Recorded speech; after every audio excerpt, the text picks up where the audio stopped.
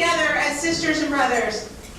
In a time when we're often divided by race, class, and religion and politics, gatherings like this are ever more important. When people of different faith backgrounds sit together, we're taking a stand against scapegoating and Islamophobia. When low-wage workers sit with lawyers and professors and business owners, we're taking a stand against the wealth inequality that divides our nation. When white folks listen to black folks, we are taking a stand against centuries of racism that plague our communities. But sitting together is not enough. We come together so we are energized and inspired to do the real work of standing with workers on picket lines, lobbying our legislators, and bringing the message to our communities so that the national conversation begins to change. We come together so we can persevere on this long road to justice. As we celebrate the gathering of so many people, and we appreciate that our breakfast has grown, we're also aware of those who are no longer with us. And we're going to take a few minutes now to remember two of those people. Longtime union member Marty Beal and Reverend Art Lloyd. Both men were regular attendees of this breakfast, and both sat with us last year. Both men were longtime supporters of the coalition. We take time this morning to honor the lives of a major faith leader and a major labor leader in our community. They passed away within a couple months of each other. And with their passing is a passing of an era for the coalition. I miss them both this morning, and I know I'm not alone. I want to say a few words about why these men matter to me in order to highlight what they brought to this coalition and this community. Let me start with Reverend Art Lloyd. Art was an involved supporter of ICWJ long before my tenure. At first I was intimidated. He was a philanthropist, an older Episcopal priest who had far more experience in the faith-based social justice work than I did. But I quickly learned that he was a kind and gentle and funny man who would support me in my work. One of my fondest memories was when he asked if he could come attend a service at Beth Israel Center, the conservative Jewish congregation, on the morning I was supposed to give the sermon. I told him that he didn't have to get there right at the beginning of the service, but he did. He was one of the first people there. And he sat in the back of the sanctuary for a 3-hour service, mostly in Hebrew. And he shined a glowing smile at me when I finished my sermon. That was Art, a quiet presence that gave me courage to speak in the religious community, even when it was hard. In addition to being a stalwart donor to the coalition, he showed interest in the writing and work of the coalition. He himself was a man of faith, dedicated to people on the margins and to pursuing social and economic justice. He helped found the Episcopal Network for Economic Justice. To honor his memory, we've dedicated a new collection of reflections on holidays and worker justice to Art. You'll find a copy of that newly produced book on your table, and we invite you to take those. And there's also, we didn't have room for all of them on the table, but there's a table upstairs on your way out where there should be a copy for almost everyone. And if not, there's order for more. But and we're honored to have Art's family and members of his church, St. Dunstan's Episcopal Church, with us this morning to celebrate at this breakfast and to remember him. And now Marty Beal. Marty Beal was a leader and an advocate worker for over 4 decades. He served for 30 years as the executive director of the Wisconsin State Employees Union, American Federation of State, Municipal, and County Employees, Council 24. He died just 3 months after retiring in June. I experienced a part of Marty that I suspect not everyone did. Marty Beal was a big man, much bigger than I am, yet he was always very deferential to me as a member of the clergy. Something that's not always so common in progressive Madison, and not something I normally ask for or seek out. He always just called me Rabbi, and kindly greeted me when he saw me, whether at a rally or a meeting at the Labor Temple.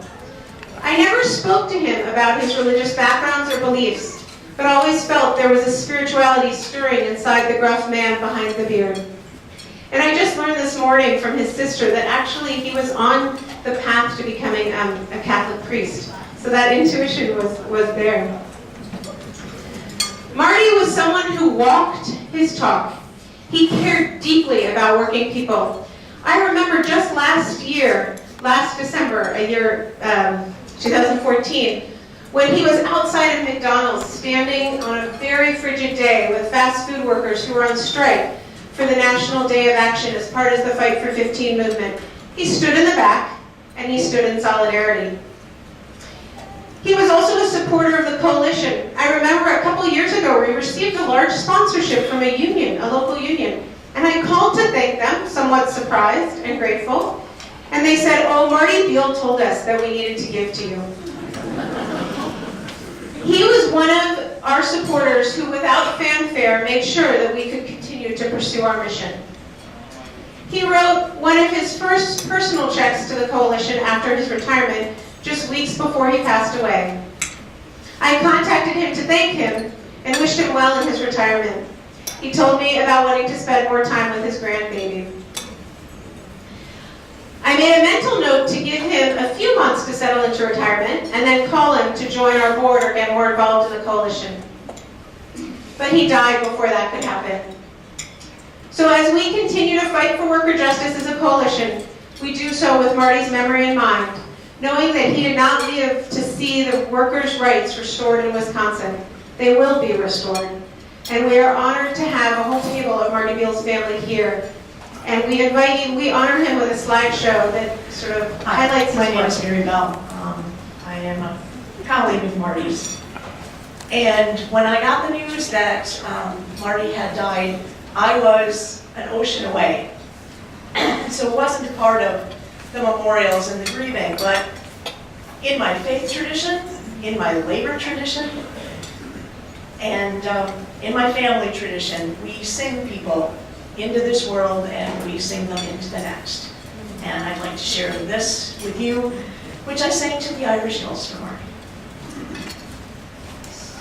Tell about the ones who walked on the line, the ones who stood out from the crowd, who lifted their heads, who lifted their eyes, who lifted their voice clear and loud. Sing me one more, for I'm not tired yet. Don't leave a note out, that's true. Tell me again, I don't want to forget. Sing me what they sang to you. Sing so I'll know what to do. Tell about the ones who stood and said no when everyone else answered yes. Who always played fair but demanded their share when everyone settled for less. Sing me one more, for I'm not tired yet.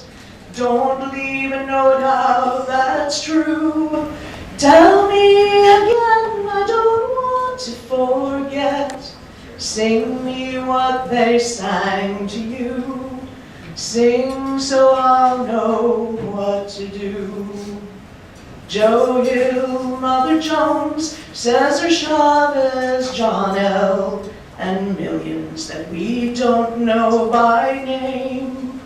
To those in our past, to those still standing fast, and those come to carry the flame. Oh, sing me one more, for I'm not tired yet. And don't leave a note out, that's true. Tell me again, I don't want to forget. Sing me what they sang to you. Sing so we'll know what to do.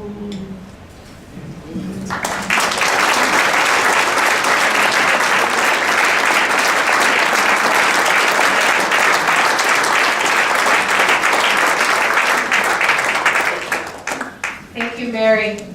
And may the memory of Art Lloyd and Marty Beal always be for a blessing. And may their memories live on in the work of our work for worker justice. And now, you all have been waiting to hear from Reverend Livingston, so we're now at that point, and I don't think we're running too late. So it's my pleasure to introduce Reverend Livingston. I want to start with a piece of Torah, a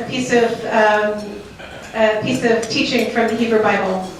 So this week, the Jewish Torah reading, or reading from the Hebrew Bible, comes from the book of Exodus, and focuses on laws creating a just society, including not oppressing the stranger, not mistreating the orphan and the widow, and many more laws to create a just society.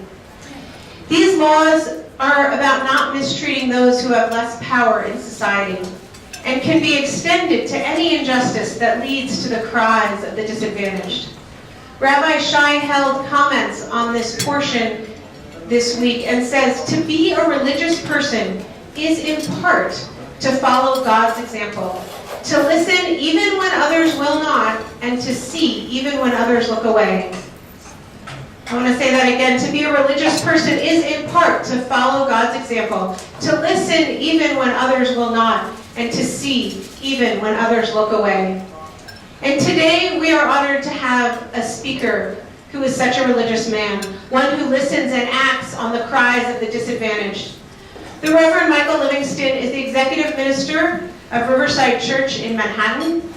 He is the former IWJ, Interfaith Worker Justice, our national organization, national policy director, and the director of IWJ's DC office from 2012 to 2014. During his tenure with IWJ, he was instrumental in echoing values-focused voices as underpaid workers in our nation's capital called for a raise as part of the Good Jobs Nation campaign. He helped organize within the faith community across the country to stand with workers against corporations that are not people, and a Congress that refuses to legislate for the common good. I didn't write that, but I loved it. Prior to Interfaith Worker Justice, Reverend Livingston spent years in executive leadership in the context of deep ecumenical interfaith engagement with the International Council of Community Churches and the National Council of Churches. His leadership from the National Council of Churches as board member and as its president from 2006 to 2007 took him around the world on missions of peacemaking, reconciliation, interfaith dialogue, and prophetic engagement. Reverend Livingston is a graduate of the theological education at Princeton Theological Seminary. He began his ministry in service to two congregations, first in Los Angeles, then in New York City. It is a pleasure for me to welcome Reverend Livingston to the podium.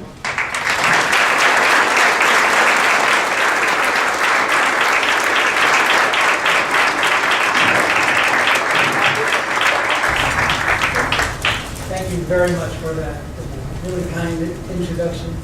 Mostly true. No, all true. She didn't tell any untruths here. That wasn't what I was trying to say. It's a real pleasure to be, I can say now confidently, back in Madison. I was in the line earlier and someone said, is this the first time you've ever been to Wisconsin? And I said, well, to Madison. And I said, well, I've been to Eau Claire. Does that count? I actually thought it was a suburb. But then as I got to the front of the line, apologies to all those I skipped in the line, I ran into Scott Anderson. You all know Scott Anderson, right? Yes. Where's Scott? That's a wonderful friend and theological colleague, especially in ecumenical work over the years. And I remember that I'd been with the Wisconsin State Council of Churches some years ago. So I've been here lots. I'm just back home. And I want to say thanks to the sisters at the Holy Wisdom Monastery for their hospitality. I spent a wonderful evening there last night. What a great place. I can come back and really spend some time there. I want to thank them for their hospitality. And of course, I want to thank Rabbi Renee Bauer for this really kind invitation from Rabbi Renee and from the board of ICWJ. And I'm really honored. I've been honored to sit at the table with the family and friends of Art Lloyd to hear about him and to hear about Marty Beal, two who have been so much a part of your work here in these past years. Now, I'm a preacher, and I've been preaching for a very long time, more than it might appear, a very long time. So I'm accustomed to having a text, a biblical text, but you're not getting one today. Because I'm not preaching in the basement of a church or the fellowship hall of a church, but I'm not preaching a sermon on Sunday morning. And I was given a text, in a sense, by the leadership of your council and asked to talk about quite a number of things, and that's what I'm going to do. They said Black Lives Matter, and the new civil rights movement, and the fight for 15. They wanted to hear some reflections on those things. Yes.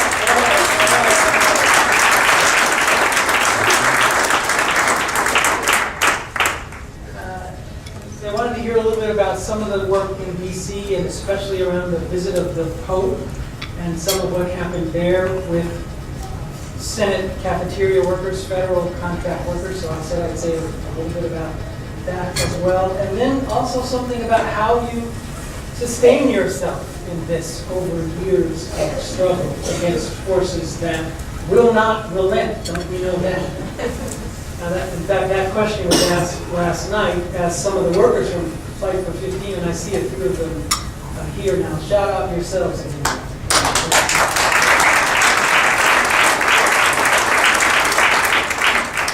But that very question was asked, and so I'll say a little bit about that too.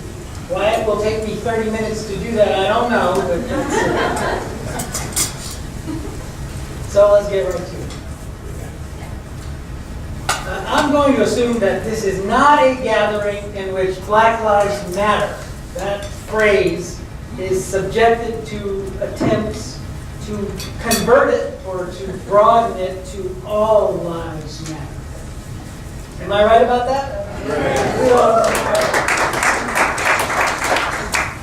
This is not the introductory class. This is the advanced class. Good. Now I know I can say just about anything I want to say.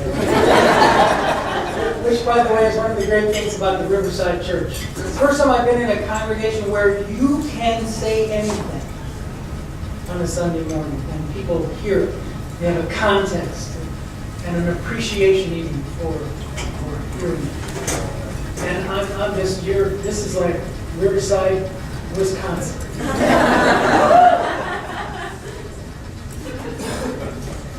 So listen to this. Ryan Coogler invited J. Cole on the chancel of the Riverside Church. He didn't invite. He interviewed Ryan Coogler, J. Coogler, on the chancel of the Riverside Church after Harry Belafonte spoke. This was at a Martin Luther King Day event just a week ago. Now you have to be versed in the civil rights movement and Black Lives Matter and hip-hop and rap and contemporary cinema to fully appreciate the cultural and social meaning of what I just said. Anybody here get it all? Not really a test, but we got one brother who says he does. Now you know Harry Belafonte. If you're old enough, you know he began as an entertainer. And I need to get Mary back up here to sing this for me. Daylight come and she wanna go home. We can, you know, right? Harry Belafonte. And you know, well beyond that, he became heavily involved in the civil rights movement. And he formed a deep and lasting friendship with Martin Luther King Jr., investing and supporting and marching and speaking and getting arrested in support of the movement, putting his body in harm's way among the many who did so. And he's remained committed to changing structures that operate in our nation at every level to oppress, deny, and exploit black and brown people, women, and the poor of every color. By the way, I pretty much stopped using race because we know there is no such thing in reality. Only the socially constructed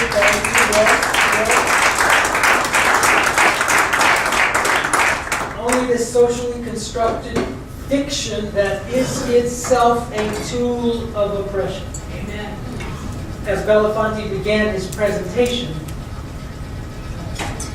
he gave thanks to the Riverside Church, and these are his words, for the many years it has opened its holy doors. Write that down, hold on to it, I'm coming back later.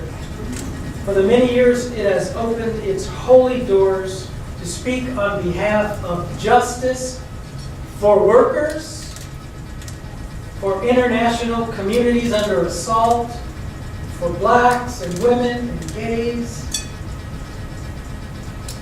And I'm honored to work at that church and in that tradition. So you know Harry Belafonte. You know who Ryan Coogler is? He's the director of Fruitvale Station. Does that help? Yeah. Yes? Okay. And he's also the director of the more recent movie, still in theaters, Creed.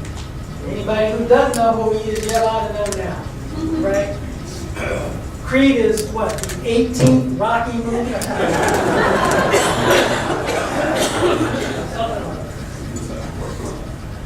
With an African-American actor, Michael B. Jordan, not Michael Jordan, not Michael, playing the Rocky part, Sylvester Stallone, now an aging trainer.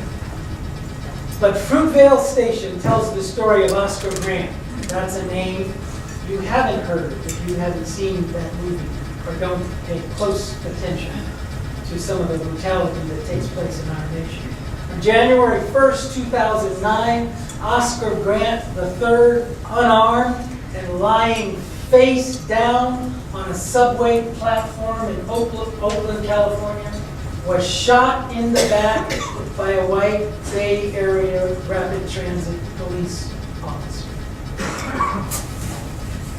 Before then, since then, there have been too many deaths, too many killings. Some would say murders of young African American children, teenagers, young adults, and we know better than to exclude women from the victims of these killings: Natasha McKenna, Tanisha Anderson, Sandra Bland. And that almost none of the policemen who pull those triggers have been prosecuted, much less incarcerated for their actions. So Ryan Coogler is the interview. J. Cole is talking about how he's been through life numb. He's a rapper. Numb, disconnected from even social media, avoiding the relentless stream of horrific news.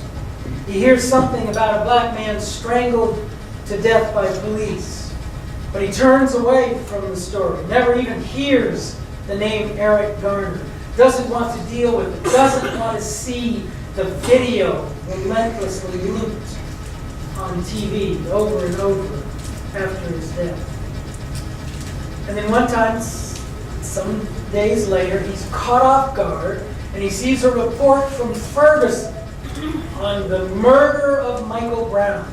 His words.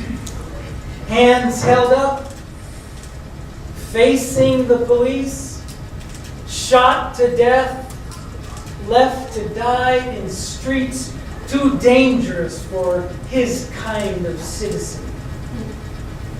His brand of humanity. It broke him down. He cried. He said of the experience, I put myself in his shoes. Write that down too. Open holy doors. Put myself in his shoes. Listening to J. Cole, Ryan Coogler remembered in this interview when Fruitvale Station premiered, and he was asked by the studio to provide the names of family members and friends for whom complimentary seats would be held. He said the list was short, and it caught him up and off guard, because most of his friends were either locked up or dead. Boys from the block he grew up with. That's the reality that gave birth to the Black Lives Matter movement. And it's important to say, I've been talking about all these men, that movement, that phrase, is the founding work of 3 women. Did you know that? Yes. Alicia Garza, Patrice Cullors, and Oka Tamani. They used the hashtag Black Lives Matter on social media in 2013 after the acquittal of George Zimmerman. They were instrumental then in organizing street demonstrations following the deaths in 2014 of Eric Garner and Michael Brown. Black Lives Matter. That's where we are today, but it's only a part of the story.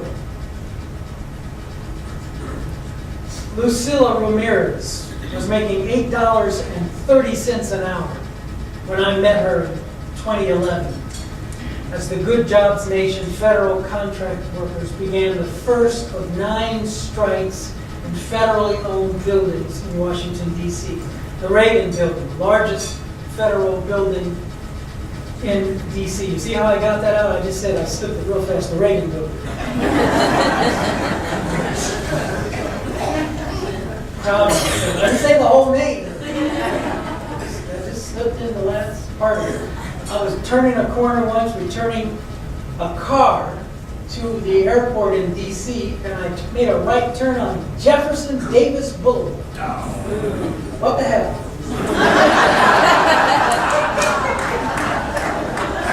I can say anything, right? We have a street in Washington, D.C. named after Jefferson. I'm way off track. Reagan Building. The Air and Space Museum. It's got a food court boasting the 2nd busiest McDonald's in the country, behind one of them in Disney World. The Pentagon. Lucila Ramirez worked in Union Station. That's a federal building managed by the Department of Transportation. She keeps the floors and the bathrooms spotless for the millions of people who pass through that station, visiting historic sites that occupy central places in our national history and narrative. She's got 4 kids. The family rents space in their apartment to another person to help make the rent. She's been there 23 years, it's probably 24 or 25 by now.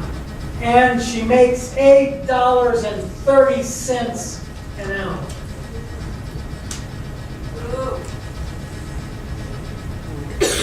That's policy violence. I heard that phrase from William Barber, the Moral Mondays movement in North Carolina. You ought to invite him to come here. You'll tear the roof off this place. Raising the minimum wage is not a serious discussion in Congress, where more than half the members are what? Millionaires.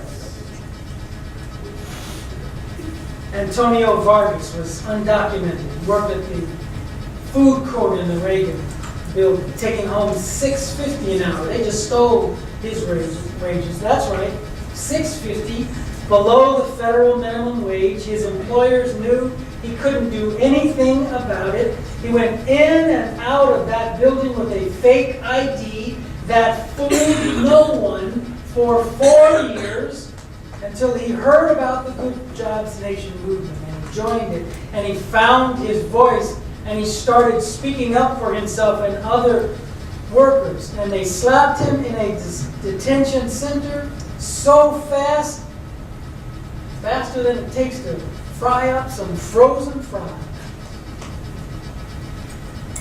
He was here to earn money and send it back to his family in Guatemala. That's policy violence. Kiana Dandridge worked at Potbelly in the Union Station, single mother, a 16-month-old child. The day after one of our 9 strikes, I invited her to tell her story to the Washington interreligious staff community. Christians, Muslims, Jews, UUs, secular faith advocates. She came and talked to us with some other workers from the movement. She went back to work that afternoon and was fired, even though she gave them notice that she would be there. That's policy violence. Charles Gladden, a Senate cafeteria worker, working 2 jobs, homeless 5 years before he finally got help stabilizing his housing situation. That's policy violence.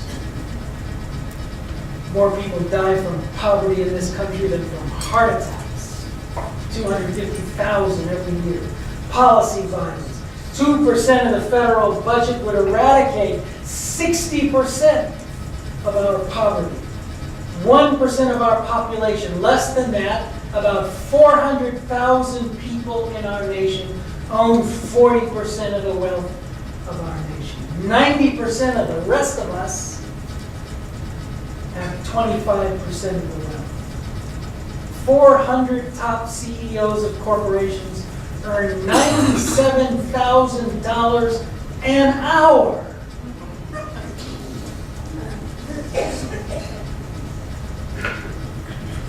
They cry like babies collectively every time there is talk of higher taxes on their piles of money. They don't really cry. They're paid for congressional representatives pitch legislative fits for them. Shut down the government. Refuse to raise the debt ceiling. Cut food stamps. Refuse Medicaid expansion. That's what I get to do in this electronic.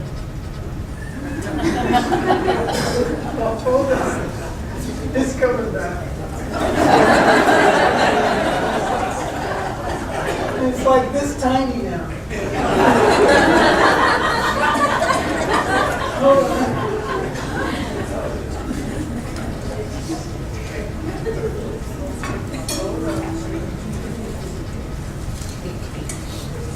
You see, you guys were supposed to have 12 inches of snow and a blizzard. I wasn't even going to get here.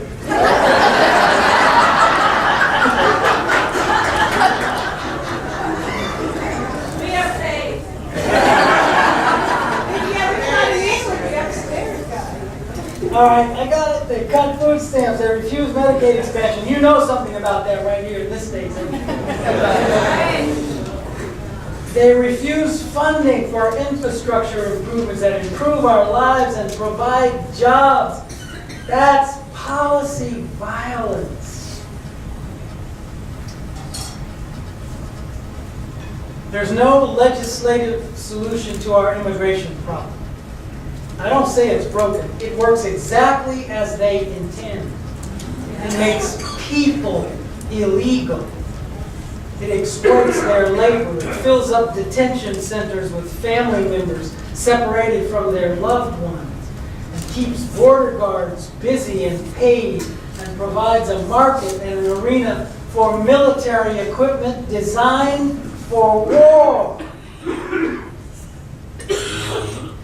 That's policy violence. The Senate bill on immigration that never had a chance for consideration, much less passage in the House, would have created a path to citizenship so long and so difficult, very few would have ever completed the journey. It required continuous employment. Anybody out of a job more than 60 days would have been kicked off the path. I've been out of a job for 60 days and I got graduate degrees. It had minimum income requirements, impossible for all but a few to meet. That's policy violence. That bill is dead and gone, and there is nothing else on the table for 12 million people living in shadows, except a new round of deportations.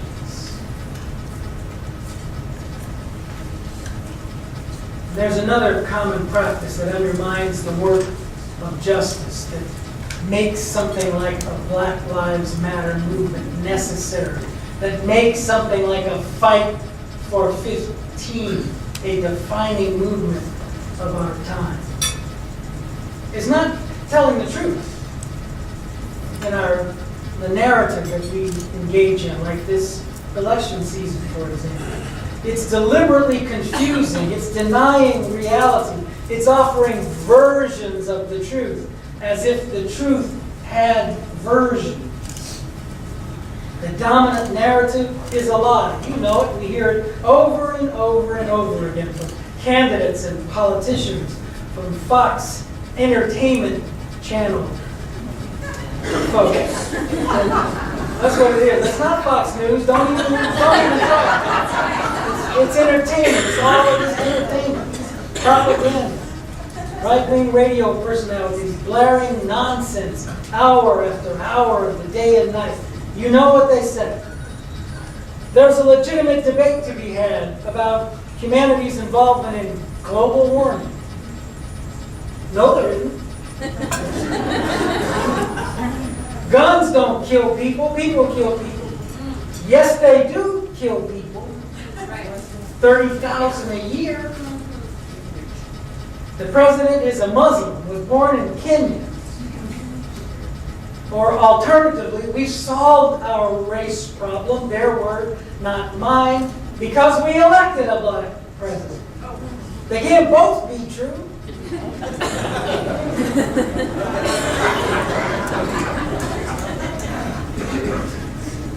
There is equal opportunity. The playing field is level. Poor people are poor because they're lazy and they don't work hard enough. Restraining the market is wrong and unfair. Tax breaks for corporations make sense because the economy trickles down. No, it doesn't. The minimum wage suppresses employment and harms small businesses. Employers who play by the rules can't survive. Money is speech. Corporations are people. These are lies. And yet we hear them over and over and over again, as if there's some weight to them, as if they're worthy of our consideration, as if there's something to debate. No, there isn't. We have an immigration problem. We need higher fences, more weapons on the border, more deportations. Poor people are their own worst enemies. Drugs are the problem. Gangs are the problem. Tamir Rice, a 13-year-old boy playing alone in a park with a toy gun in an open carry state, is responsible for his own death. Killed in 2 seconds by policemen who warned him twice. The system works. No, it doesn't.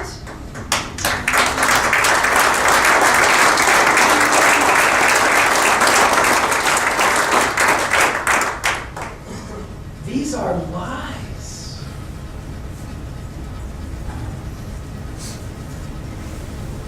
We can't fix something we don't name in truth.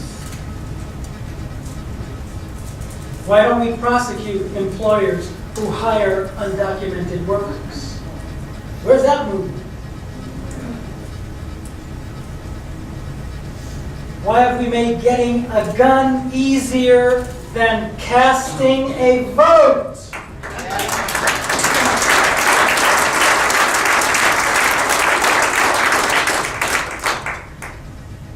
We talk about poor people and low-wage workers.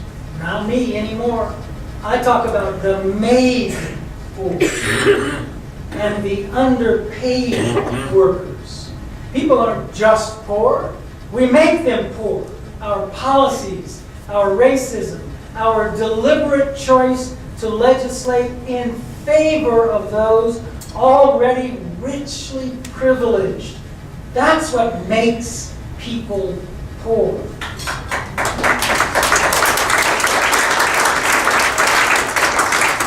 Workers don't simply work in low-wage jobs.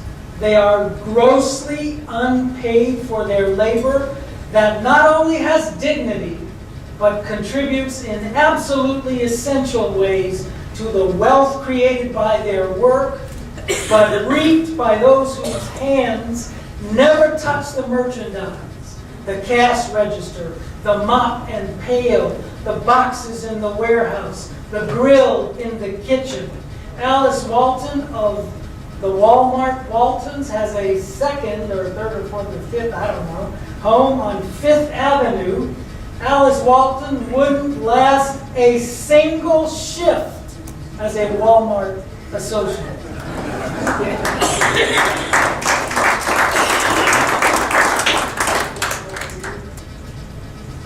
The fight for 15 is as important a movement as any we have seen.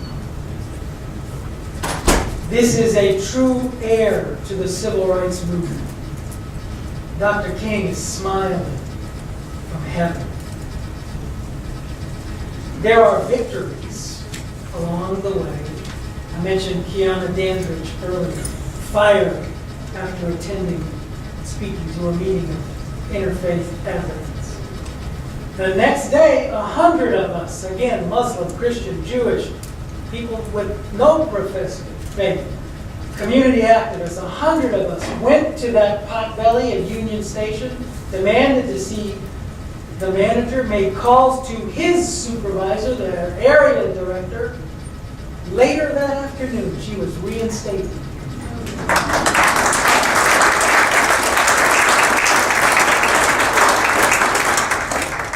That's what it takes. Those 9 strikes in 2011 resulted in 2012 of the president in his State of the Union message. Now this is 2012, this is old history now. We move beyond this number. Announcing, though, that any company doing business with the federal government would have to pay their workers a minimum of $10.10 an hour. A step toward where we are today. There are small victories along the way. That movement of federal contract workers, those 9 strikes, the last one in the Pentagon, on the coldest day I've ever experienced in my life. And there is no shelter when you're standing outside the Pentagon. They don't let you get anywhere near that place. But that movement, we used to get 200 people or 300 people. I went back a few months ago, the day the Pope was coming to the Capitol, and 1,000 workers, federal workers, Senate workers, 1,000 of them and their allies and supporters gathered to put pressure on the government to raise the wages of those workers, and they won. So that a typical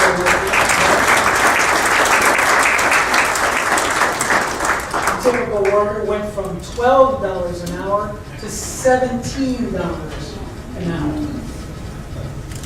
There are victories. I hate to say this, though.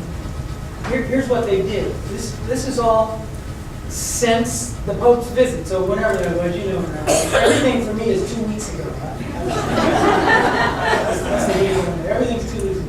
Whenever that was, the victory comes. And I read an article in the Washington Post last week. You know what the employers now are doing?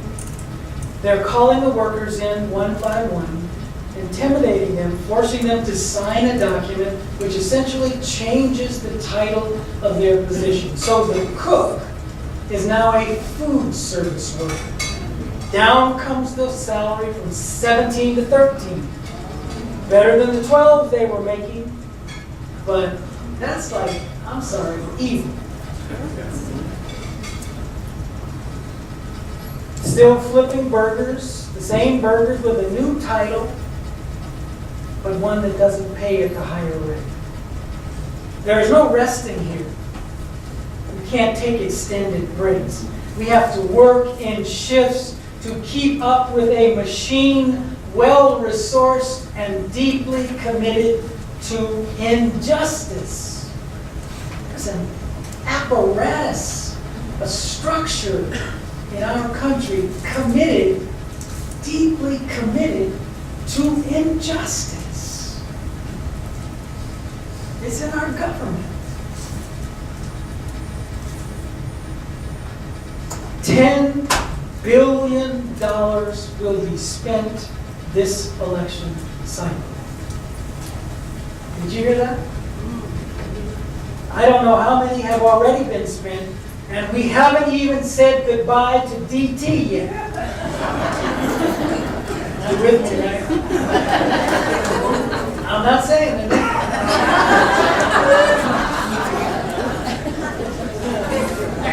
It's not working. Why are we listening to this meeting? Why is a single sentence of his repeated anywhere, anytime? He said anything worth listening to. He sullies our democracy all by himself. Billions of dollars will be spent that could save lives, fund educational opportunities, pay rent, put food in bare cupboards, permit the enjoyment of the abundance of riches that ought to be able and available to all but are hoarded by a few. We can't do this work alone. What is ICWJ going to do about raising the federal minimum wage? You might work at it, but what are you going to do about that? There is no way around the hard work of one-on-one conversations, of basic organizing, of getting to know one another, of inviting allies into the work that is at its foundation about community building. Building beloved community in the midst of a nation that has never fully lived up to the promise of its lofty ideals. Writing a beautiful Constitution and putting in it, some of you are only 2/3 of a human being. Writing that beautiful Declaration of Independence and holding slaves at the same time. We have never fully lived up to the ideals that created this nation. And so that work must continue by people like you in this room and rooms like this all over our country. How do you keep at this? What gives us the strength to stay at it? I'm good friends with the Coalition of Immokalee Workers. You know them? Yes, it's a wonderful organization. I participated in quite a number of their events. And I participated in a 6-day fast with them 4 or 5 years ago, maybe. I never fasted that long. 24 hours is about the most I've ever done. I gotta have that chocolate donut. Every day, beginning with a time together to reflect, to pray, to meditate, and the various traditions represented among those, both fasting, the farm workers themselves, and the allies who supported them. Every day, beginning with a discipline, community, of silence, of song. Allies visiting in the afternoon to express support, to tell stories of the work in their own areas. Silent vigils some nights in front of Publix, department stores, the big bad wolf in the fight for fairness in the tomato picking fields. It's a marvelous community of people who don't just fight together against a common enemy, but who live together in community and who love one another and who know one another intimately. It's the only way we can survive this. It's not just about yelling and marching, demonstrating, and being a vibrant opposition. It's about deepening the ties that bind us together in this one human family. We have to open holy doors for workers, for each other, for young people, for the elderly, for LGBTQ communities still besieged by inhuman opposition. We have to open holy doors for one another, welcoming all into the family, this one human family. We have to put ourselves in one another's shoes, walk the same miles, understand the stories that are not our stories. It's the only way we can sustain one another as we continue this long fight that is still ahead of us, achieving victory after victory after victory. We'll get this done. We'll get this done together.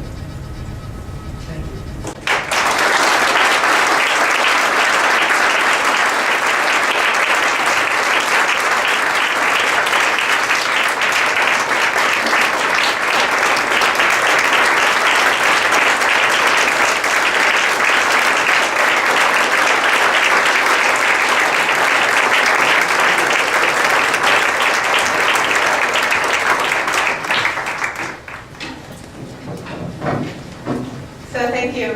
Thank you very much. We now have a few minutes for people to ask questions to Reverend Livingston. So let's do that. So raise your hand, and I think what we'll do is you can ask from where you're standing. I don't have a portable mic, and we'll repeat the question from up here. And comments. Oh yeah, comments too. Be saying comments, don't just ask questions. Add to it. Yeah. Yeah. John? Yes, Reverend Livingston, how do we decrease the polarization that occurs of people across the faith spectrum or across political parties? I mean, we need to speak the truth. We need to speak of social justice. But folks who maybe aren't there yet or who are on the other side, do we give up on them or do we find a way to bring them into what we're doing? How do we decrease the polarization of those people who aren't ready to hear the message of social justice? How do we give up on them, or how do we bring them in? Very good question. So just personally, I don't spend a lot of time debating folks who are hardcore on the other side. Sure. That's just not the best use of my time. So I think what we're doing is we're building our circle because we keep expanding through talking to people that we know and who may not be where we are and who may not yet be ready to participate, but who aren't throwing rocks from the other side. You see, so you probably don't talk in quite some of the ways that I did this morning to people who are on the other side, name calling and yelling back and forth. That's kind of a waste of time. But we work to build our circle, to make it bigger, to make it larger, to include more people in as gracious and loving and yet truth-telling a way as possible. Thank you.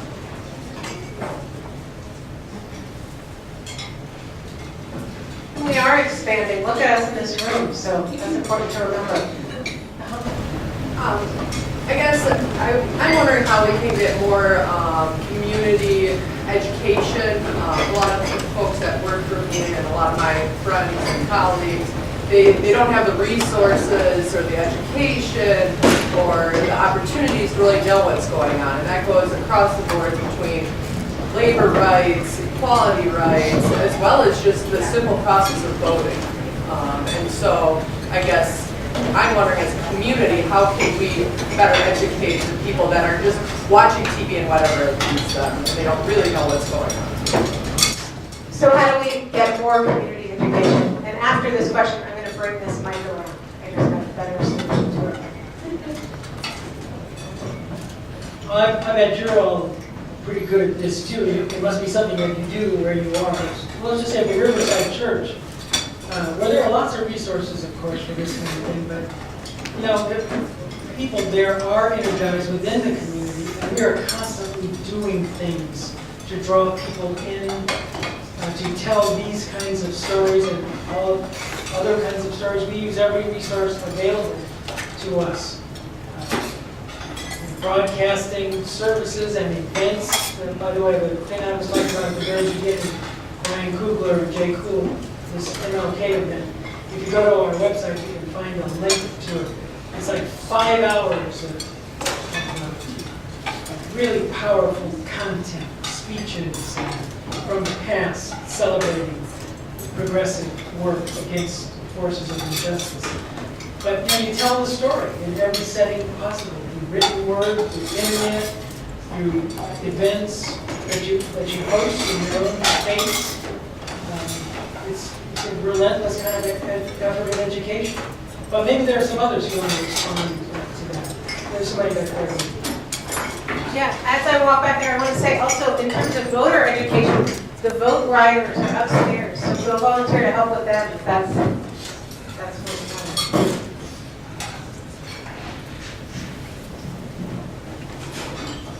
I'm the pastor at Janesville UCC, and we are a progressive congregation with a new pastor on board. Very mission-oriented and dabbles in social justice. My question to you is, in a mostly privileged, educator, white congregation, progressive-minded, what's the 1 or 2 strategic actions that you'd love to see happen nationwide among congregations like mine? All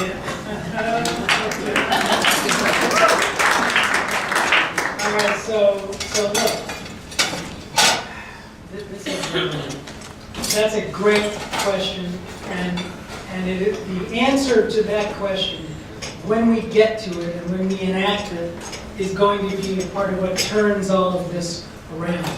Because you know, people like me and people like the workers who need $15 an hour. It's like we're doing everything we can to raise the issues, to use our voices to say this is wrong, this is the effect it's having on me, on us, on our community. But the folks who control things are in your congregation. I'm Presbyterian, they're in Presbyterian churches. So I mentioned Publix. In the South, it's the biggest. It's the what's the big grocery store chain here in this region? Woodman's. All right, so it's the Woodman's of the South. I mean, all across the South, Publix is the privately owned grocery store that will not sign the Fair Food Agreement. Will not agree to insist that the growers from whom they buy their tomatoes treat their workers fairly, okay? The CEO of Publix is a Presbyterian. He goes to church every Sunday in Lakeland, Florida. So, now I got you in Florida now. It's your job to talk. He won't talk to me. He won't talk to workers from Immokalee who pick those tomatoes. So your work is fixing that, sister. Get that guy. Talk to him. Sit him down.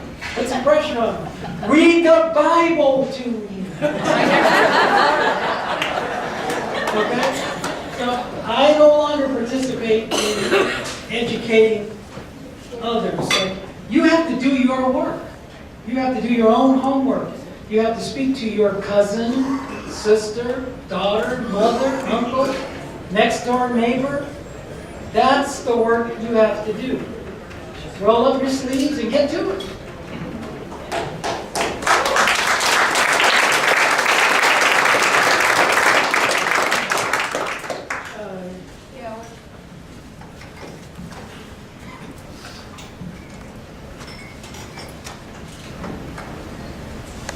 I'm new to this movement or meeting. I've never been at one of these before, but I belong to many other organizations where I'm trying to promote the rights of others and advocate for people. I'm from a healthcare profession. So one of my things right now is to advocate for homeless people when they're discharged from a hospital, to not be discharged to a homeless shelter, but to find places for them to be discharged to where they really can continue to get well instead of rebound back to the hospital. But one thing that I found as I'm just starting to look at this with this group is that we're not very good at connecting the dots. There are so many organizations all trying to promote the same basic, human rights and dignity for everyone and fair pay and fair treatment and fair medical. We don't do a very good job of connecting the dots. I found out that one of my good friends was working with the prison system on how to, bring about the services and deliver good services to them. And I was like, well, this is similar to the project I'm working on. How do we get together? How do we communicate with one another so we're not wasting the dollars? Because it really isn't always about not enough dollars. It's really about not communicating well between organizations and among ourselves to promote justice and fairness. Yeah, that's great. So that's great. I didn't spend enough time talking about that and really wanted to. So you're giving me the opportunity to. Here's another area where I think what's happening in North Carolina would be instructive for you. That Moral Mondays theme. So and Barbara talks about fusion politics, and others say intersectionality. All these issues are related. Even though I work on mass incarceration, and you work on homeless issues, somebody else is working on LGBTQ issues, somebody else is working on educational issues, Life for 15 issues. It is the same people who are against all of that. So they meet and they plan strategies, let's say for the moment, legislative strategies. ALEC, you know ALEC, right? In all of these areas. But we engage them, for the most part, from within each particular issue, separated from the others. Barbara again, he says, we need to have a meeting. We need to have a meeting. And every now and then at least, we all get together, whatever the issues are, and we work together to dismantle this machine that is systematically cutting us to shreds. And you know that better than, as well as any other state, anyway. You've seen gains erased. You're seeing the labor movement destroyed here. They don't have one in Mississippi. So it's a different kind of experience. But if we can't work on these things together, we can't get it done. So, you're exactly right. We have to connect with one another and together. Isn't this state capitol's right here, and I think I passed it on the way here. Yeah. It's blocking here. So, in North Carolina, they go there every Monday. And they get arrested. Every single Monday. Intersectionality from across all of these movements. And once a year they have a big, huge demonstration. I was there a couple of years ago. There were somewhere between 70 and 100,000 people there. You got to pay attention to that. Well, We got an announcement back here. yeah. Good morning. Sorry to interrupt. Apparently, a vehicle is being blocked. Someone that needs to leave, and license plate H21DWG red Prius apparently is blocking that vehicle. So I apologize for the interruption. Good morning. Thanks. Yes. I just wanted to, I don't need a mic, I just wanted to thank you for coming, and you've referenced Reverend Barber a couple of times, and I just wanted you to know that, that this prophetic voice that you bring here has nicely merged with Reverend Barber's, who's spoke just above here 2 years ago, and then came to Milwaukee a couple of months later. And I especially wanted to recognize Greg Jones from the NAACP.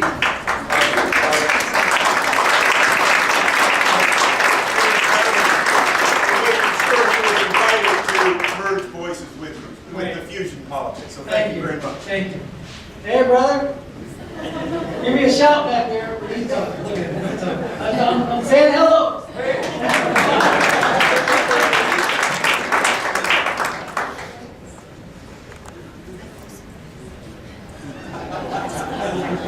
I think I can do this without a mic too. Hi. One thing that seems missing, and yes, thank you. This has been wonderful. One thing that seems missing sometimes when we have this conversation, I feel like I'm from the South. White working class South. A lot of folks that I know have signs with that name you don't want on their line, that I don't want on their line. And one of the things I see that doesn't get addressed, while we are going after people of means who are promoting all of these things we're against, there are people of not means who perceive this as a cultural threat, right? That this is part of their culture, part of their faith and culture, to believe all the things that we know not to be true in this room. What is your take on working with those folks, or how we can talk publicly, maybe differently? Does that make sense, the question? How are we bridging that gap?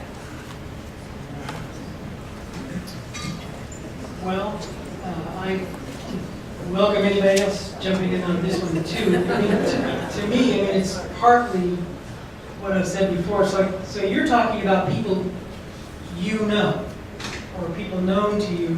I don't mean, and a section of our national community that we care about as well. And you're quite right. They're being lied to. They're supporting people and policies that, in fact, are working against their own best interests. And we can't disparage them. I have nothing bad to say about them. I feel sorry for them. It's sad that this state of affairs exists. So the work is to help open their eyes.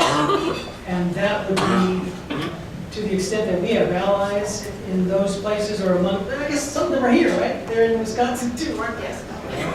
Some people vote for Scott Walker, don't they? I couldn't believe that guy got elected again. I thought you guys were going to kick him out of office. This is Wisconsin, right? It's enlightenment. So, I mean, we have to find a way to open their eyes, education there, not by calling them names, I completely agree. But, you know, that's, again, there's a structure that exists in order to create and sustain folks in that kind of situation thinking precisely the way they do, confusing them, lying to them, continually battering them with misinformation, disinformation, untruths. You know, I mean, it's not my work, so I can't say much more about it, but I do recognize that they're out there, and I'm petering out there. Yeah. Well, last question, last comment. I don't need a mic either. Okay. Just to pick up on what you were saying here, I think that one of the things that I was listening to as you were presenting the various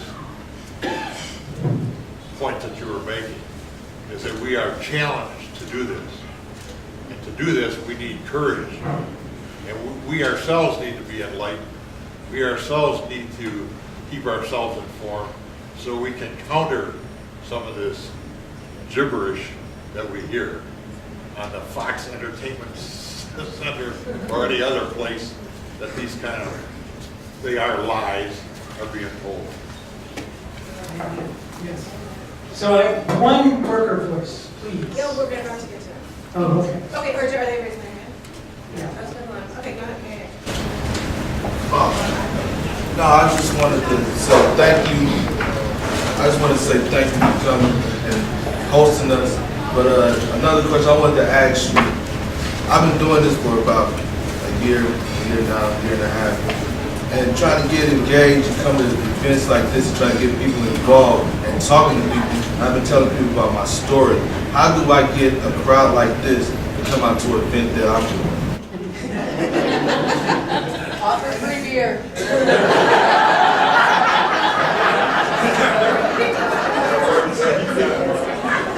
Actually, I have the perfect thing to say. So you tell people, you stand at the door and you get people to sign up for February 11th as everybody walks out the door, right? Exactly. Yeah, you No, know, but what I'm trying to say is, you can get so many people to do what you want to do and sign up, but don't get to show up. But they don't show up. so look, allies and relationships. So if I were you, after this meeting, you may know her already or others, but I would say, you know what? 5 to 50, we need a place on the program. We just don't need a table in the audience. We need a couple of minutes to say something at a gathering like this. It then makes sense for all these people to get together and listen to some guy from out of town.